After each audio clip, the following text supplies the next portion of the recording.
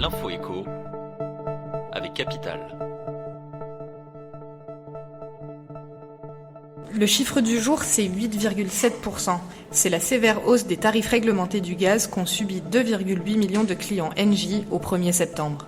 Il est donc l'heure pour ces derniers de changer de fournisseur d'énergie, mais pas que. Car en cette rentrée, nombreux sont les contrats à mériter un coup de jeune. Les taux de crédit immobilier sont au plus bas, les promotions sur les offres mobiles et box se multiplient. Capital s'est ainsi penché sur les droits des consommateurs pour vous permettre de faire de larges économies. En mettant en concurrence l'ensemble de vos contrats, vous pourrez ainsi réaliser plusieurs milliers d'euros d'économies chaque année.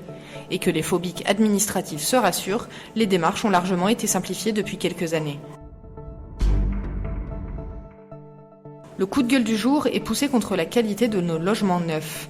Dans un rapport commandé en début d'année par le gouvernement et présenté hier par la ministre du Logement, Laurent Girometti, directeur général d'EPA-Marne, et François Leclerc, architecte urbaniste, font l'état des lieux du confort et de la qualité de nos appartements.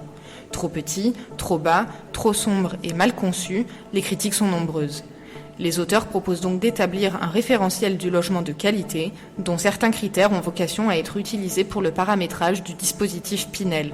Rendez-vous sur Capital pour savoir à quoi pourraient ressembler nos appartements de demain. L'info pratique Capital concerne le chômage partiel.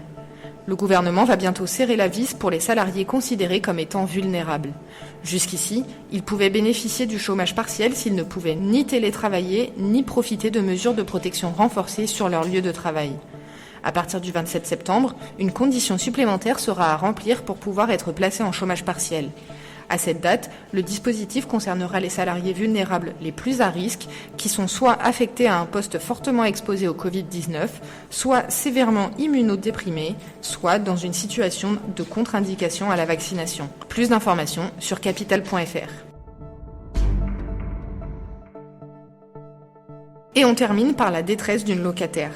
Nora a 41 ans, elle habite à Châlons-en-Champagne dans la Marne, dans un appartement de 54 mètres carrés situé au 3e étage de son immeuble. Ou plutôt, elle habitait. En effet, depuis plusieurs semaines, cette mère de famille a été délogée par les rats qui ont littéralement envahi son logement. Dès qu'elle s'absente de chez elle, les rongeurs prennent possession des lieux et grignotent tout sur leur passage. Câbles en tout genre, canapés, meubles, tout son appartement est abîmé par la présence de ces nuisibles. Elle a indiqué avoir averti son bailleur qui ne semble pas disposé à lui prêter main forte. Elle a été invitée à désinfecter son appartement elle-même ainsi qu'à faire appel à un dératiseur. La locataire s'y refuse, estimant que cela n'est pas de son ressort et pour le moment, elle a emménagé chez son petit ami. C'était l'info écho avec Capital.